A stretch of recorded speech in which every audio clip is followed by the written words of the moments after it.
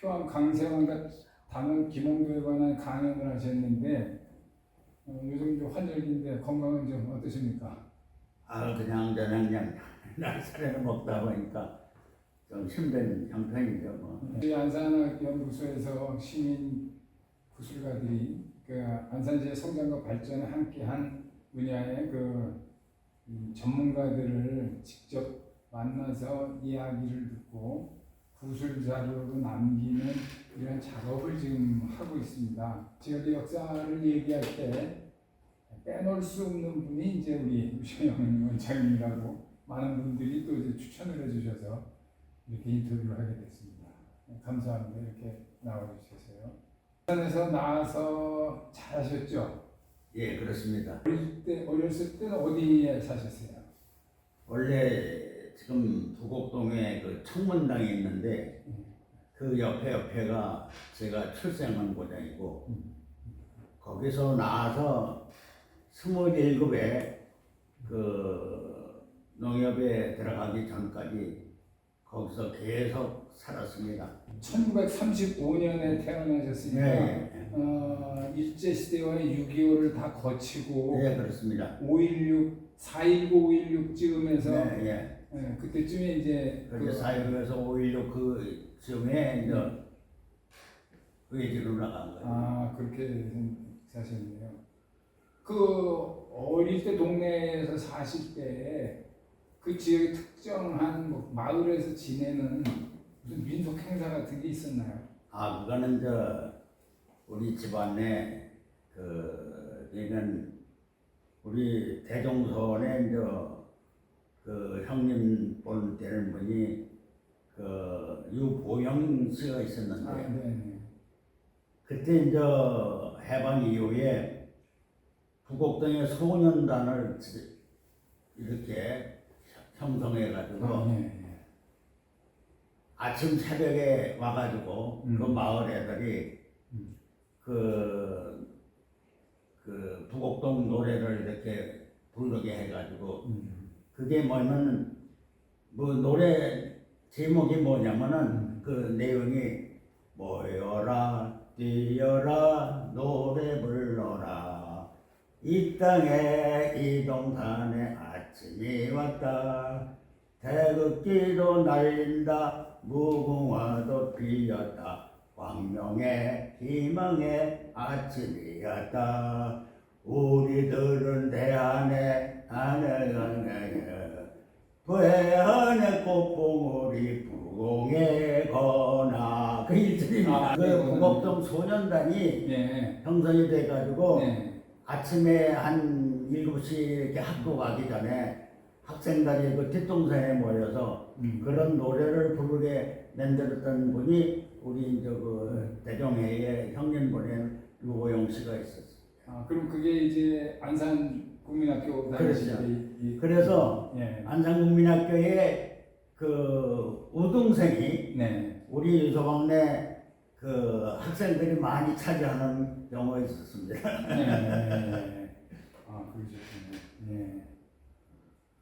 그래서 이제 학교는 안산국민학교를 언제까지 다니셨습니까? 안산국민학교 이제 일제 때 2학년 때 그 해방이 돼가지고 2학년 때 해방이 그래가지고 거기서 졸업을 했죠. 안산국민학교에서. 근데 그때 당시에 그 유명한 게 제 혼자 생각에는 우리 5학년 때 담임이 모경덕 선생님이 계셨는데 그 양반이 그 교과를 작곡을 했어요. 안산국민학교 교과. 근데 그 일절이 이제 뭐냐면은 예골 안산읍 한복판에 넓고 넓은 황해를 앞에다 펴고 근데 이 절이 뭐냐면은 굉장히 그 역사성이 있는 이 절이 비바람 가림없이 지켜온 고을 이 가사가 제가 그 성장 과정에서 상당히 역사성이 큰 거다 해가지고 그 혼자 생각을 해가지고 사실 그 경기도 바로 출생소가 안산시가 될 때 예.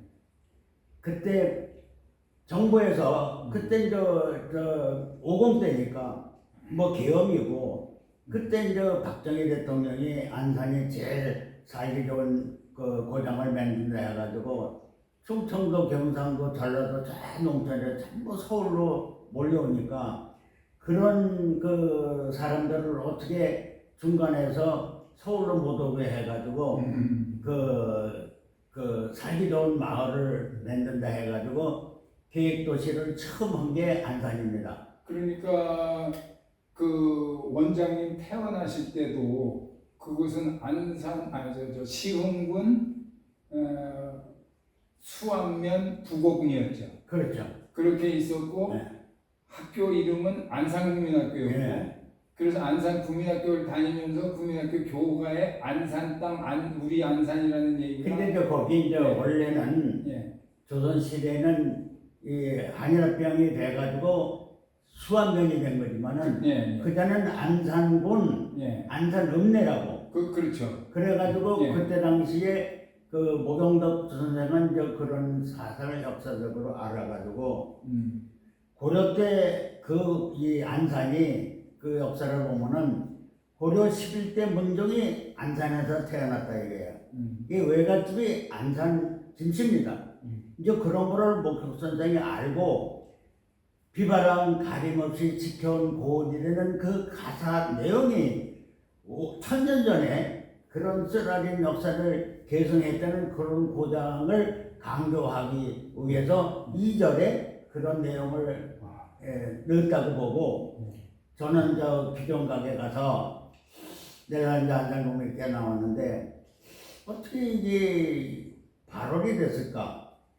정부에서 이제 50 때 계획도시 해가지고 경기도 발언 출장소 했잖아요. 그러면 출장소 때만 발언시가 되는 건 기정사리고 그건 정부나 행정과청이 전부 그랬지. 그 이전에 얘들이 다 그런 식으로 그냥 예. 쉽게 그냥 예. 이름을 그대로 그러니까 넣고 그랬죠. 도나 예. 여기 이제 공단이나 전부 안산 발언 출장소니까 여기 공무원들은 없었죠 그때 당시에. 그런 게 있어서 우리 원장님께서는 진짜 이 원래 여기 이름이 안산이다.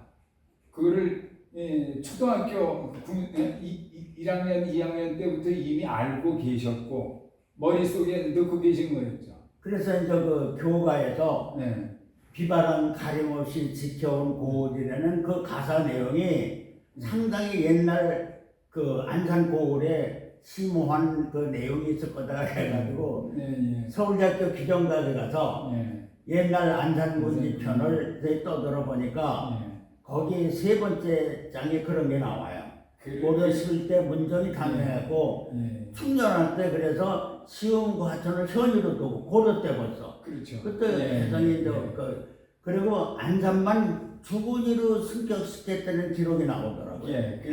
그래서 정부에서 저도 그 1000평을 수용을 당했는데 그때 논시가가 5,000원, 6,000원 갔어요. 근데 정부에서 군사정권에서 뭐 재정도 열악하니까 1,000원밖에 안 주는 거야. 그렇다고 군사정권에 뭐 그 지방 주민들이 항의를 썼고 그냥 수긍하고 그 보상은 받지만은 혼자 생각에 그런 굉장히 경제적인 뭐 불이익을 받았지만은 제 혼자 생에 역사성이 있는 그러한 그 고리 명칭은 뭔가 옛날 그 기존각에 가서 떠들어 보니까 옛날 1000년 전에 안상했던데 그런 역사성을 찾아가지고 바로 취소하고 또한 그 안산이라는 게 정부에서 당연히 해야 될 일이 아니겠느냐. 그리고 또 한 가지는 우리 중저부 장한 할아버지가 3.1운동을 주정했던 이태수 할아버지야. 근데 83년도에 전두환 대통령이 그 건국훈장 애국장을 해놓고 그 바로 바로이라는 것은 일제 때 생긴 명칭이라고요. 원래 그래서 그 지하에 계신 그 3.1운동 그 양반들이 다시 한번 눈물을 흘릴 거다 해가지고 그 양반들의 수왕하는 뜻에서도 바로를 취소하고 안산이로 하는 게 정부에서 당연히 해야 될 행정정책이 아니네 해가지고 이렇게 싸웠던 것입니다. 그래서 학교가 그렇고 집안이 그렇고 그러다 보니까 유독 원장님께서는 관월시라는 것을 철저히 반대하고 안산시여야만 된다라는 식의 어떻게 보면 상당한 고집을 부리셔서 이게 안산으로 이름을 되찾게 된 거예요. 그때 제가 무슨 시민 난 건 아니고 네. 그때 당시에 청와대에 종합민원실 제도가 있었어요. 네. 군사정권이고 기업민이고 하니까 그래서 국민들의 무슨 이야기를 들어야 될 거 아니냐 해가지고 그런 제도로 한 거 같은데 청와대에다 이제 그거를 제 이름으로 해가지고 건의를 해봤다고. 네. 그랬더니 청와대에서 그때 뭐 발언공단인데 또 공무원들 전부 발언 했는데 다 그 발언을 하고 당연히 될 것 생각한 거 아니에요? 그때 당시에 정부에서 청와대에서 이 유암개가 던진 그 건의서를 보니까 이게 맞는 거 아니냐라고 생각을 해서 뭐 여론조사도 안 하고 검토 없이 비밀로 했다가 갑자기 86년도 1월 1일 시가 되면서 그냥 갑자기 안산시가 됐다고 이렇게 봅니다. 예, 그래서 이제 저도 기록을 많이 뒤져보니까 77년도에 또 이제 그 국무총리도 그러한 얘기를 했고 주민들한테 그런 얘기도 있더라. 안산이라고 하는 거를 바꿔달라는 그 이야기도 있더라 하니까 이제 경기도지사한테 그걸 맡기지 우리 난 모른다고 총리가 그렇게 얘기했던. 근데 그런 내용은 났어요. 제가 보기에는 네. 경기도지사고 내무부 장관이 계엄이니까 네. 계엄 시대에는 청와대의 눈치를 안 볼 수 없는 예. 거예요. 그래서 제가 보기에는 여기 초대 시장이 전창선이라고 네. 그 양반이 여기 출장소장을 6개월을 했어요. 원래 북부 출장소장 하다가 맞바꿨는데 그 양반이 내무부에서 여기 출장소 6개월 전에 시되기 전에 받을 때 내무부에서 그런 자기한테 운을 띄웠대요. 예. 자기가 여기 오지만은 실제는 안산시가 된다고. 그래서 전창선 그 양반이 여기 와서 저를 찾아가지고 한번 얘기를 해보자고 해서 가서를. 예, 그래서 저 표창장까지 전창선 아니 감사패를 줍니다. 감사 감사장도 공개를 해도 괜찮겠죠? 아니 괜찮습니다. 예. 어쨌든 그래서 물론 이 안산으로 고치자고 하는 다른 분들도 그런 얘기를 몇 분 하신 분들도 있지만 그래도 적극적으로 나선 분은 원장님이시고 제가 또 그 원장님이 전에 보여주신 걸 보면은 일일이 요즘처럼 컴퓨터가 있는 시대도 아니고 이 진정서를 각 부서에 보내려면 일일이 볼펜으로 써야 되는데 그 볼펜으로 써가지고 진정서를 보내면서 그거를 사본으로 남겨두신 거 그것이 꽤 수백 장이 되는 걸로 제가 알고 있는데 그거 아직도 지금 갖고 계신가요? 이 일부가 있습니다. 그것도 몇 장을 한번 이제 전에 한번 전체적인 거를 사진을 한번 제가 찍긴 했습니다만 그거 중에서도 몇 중요한 건 좀 스캔을 해서 이만큼 내가 이제 그걸 위해서 사방에 이제 바로 그 당시 상황을 잘 나타내는 그러한 그 진정서 같은 거죠. 그래서 그런 걸 한번 좀 나중에 또 기회가 되면 그걸 꼭 보여주시면 좋겠습니다. 그리고 이제 안산 하면은 그 일제강점기 때 아까 잠깐 얘기를 하셨지만 제가 그 안산 3.1운동을 본 바로는 수암동 비석거리에서 안산의 고을에 있는 사람들이 다 모였는데 한 2천여 명이 모였다 라고 그 일본인 기록에 되어 있는데 그 당시 안산 인구가 그러니까 수암면 다 합쳐봐야 4,000명도 안 되더라고요. 할머니 할아버지나 아이들 빼놓고는 거의 다 참석할 정도가 아니었는가. 그리고 거기에서 주동을 해서 다 목살이를 하신 분들, 즉 주동자로 찍히신 분들이 대부분 아주 이 지역의 유지들. 그래서 저 어르신의 저 원장님의 큰아버지, 작은 할아버지. 작은 할아버지, 그리고 이제 그 대지주인 저 와동 쪽에 그 대지주의 그 지주분, 그리고 이제 그 윤씨네 쪽 그쪽에서 이제 또 한 분, 그래가지고 주로 지식인이면서 지역의 유지분들이 주동을 많이 하셨어요. 그래서 그러한 것이 다른 지역하고는 좀 특이하다. 그래서 이 주인분, 그 당시에 어른분들도 상당한 깨침이 있었다라고 하는 것을 좀 알 수 있는 것 같습니다. 그래서 그 혹시 그러면은 그 삼림동에 주동이 됐던 그 이자 숙자 어르신하고는 뵌 적이나 또는 뭐 그분하고 쭉본 기억이 있으신가요? 제가 이제 그때는 너무 어리고 해서 그 후에 들은 얘기는 원래 지금 발월이라는 두 글자가 언제 생겨나냐면은 3.1운동 전에 지금 발월 그 지역이 광주군 땅이었어요. 광주군 북면인데 그때 당시에 1910년이 한일합병인데 1906년에 이미 일제에서 총독부에서 광주에서 여기로 오려면은 말을 타고도 한 이틀 걸리는데 너무 머니까 행정적으로 그래서 발월 지금 발월 그 지역을 안산 군위로 안산 수안면위로 띄워주는 경우가 됐대요. 그래가지고 그때 당시에 이제 그 수안면의 일부 지역이 발월 땅이 된 건데 그때 이제 발월 장터 그때가 이제 우리 할아버지가 그때 이제 주위에서 자꾸 우리 할아버지 보고 앞장 서는 게 좋지 않느냐 해가지고 그 발월 지역까지 간 이유가 주동이 된 원리가 그런 생각이에요. 발월이 원래 이제 그 장터가 된 거니까. 그리고 이제 이 옛날 무렵 그러니까 저기 원장님 학교 다니실 때나 좀 크셔서라도 이제 수암을 중심으로 해서 많이 생활을 하셨죠.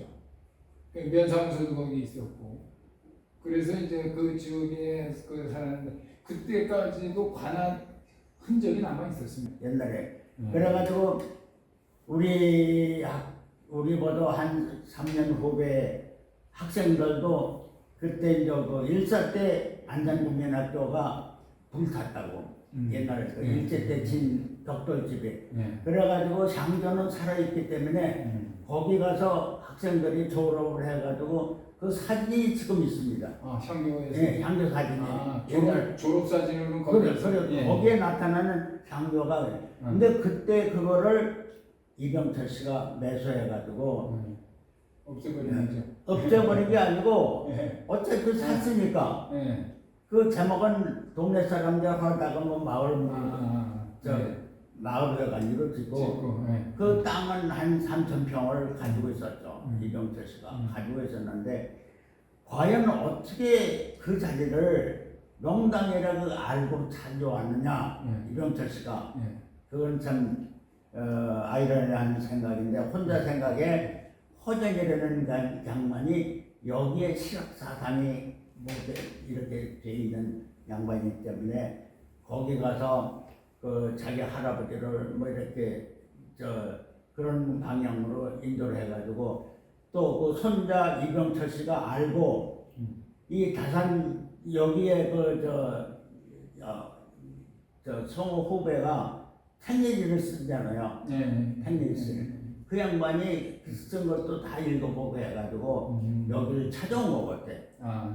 그래가지고 그 건물은 마을 사람들의 마을 회관을 짓고 그 터만 가지고 있다가 근데 다행히 그 양반이 그런 역사의식이 강했던지 그런 그 문화재에 대해 상당히 생각을 해가지고 한 560평 정도를 별도로 자기가 인수 안 하고 상점목으로 그냥 뒀더라고.